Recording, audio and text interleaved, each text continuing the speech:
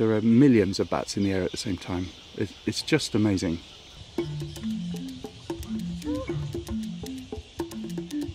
It's lovely being up trees because you get such a special view. You get this sort of privileged view out across what's just an extraordinary spectacle. Very nearly the whole world population's in this one small area, and they've come from across the equatorial belt of Africa, so some of them have come 1,000 kilometres to be here just for a few weeks.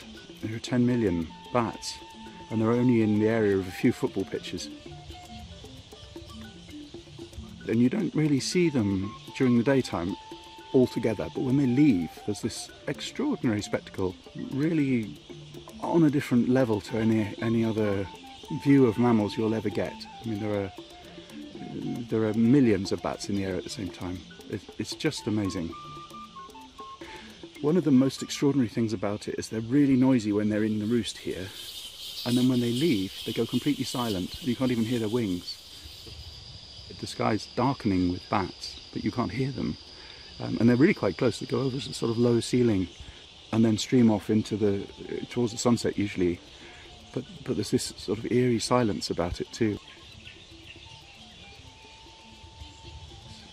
No one's really quite sure why they come so far, why they all come here, why this exact place.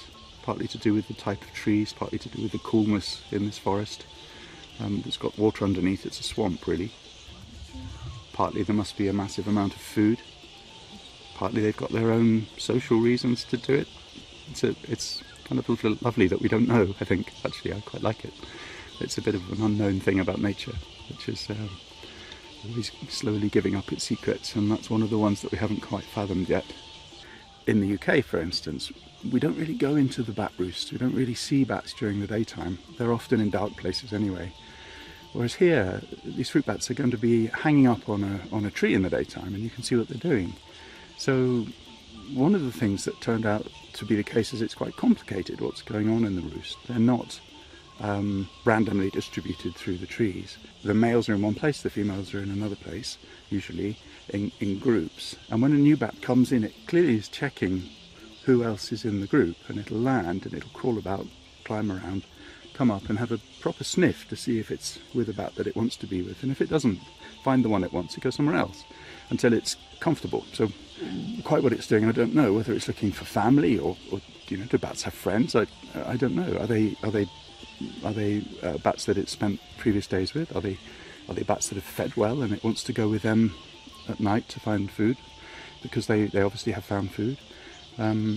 Are they looking for mates? It's really difficult to know what's going on, but it's clearly not just a case of hanging yourself up for the day and then pushing off again at night to go and look for some more food. Yeah, I found it fascinating. I mean, I'm particularly interested in birds, but actually I've found I'm particularly interested in bats now as well. I think they're amazing.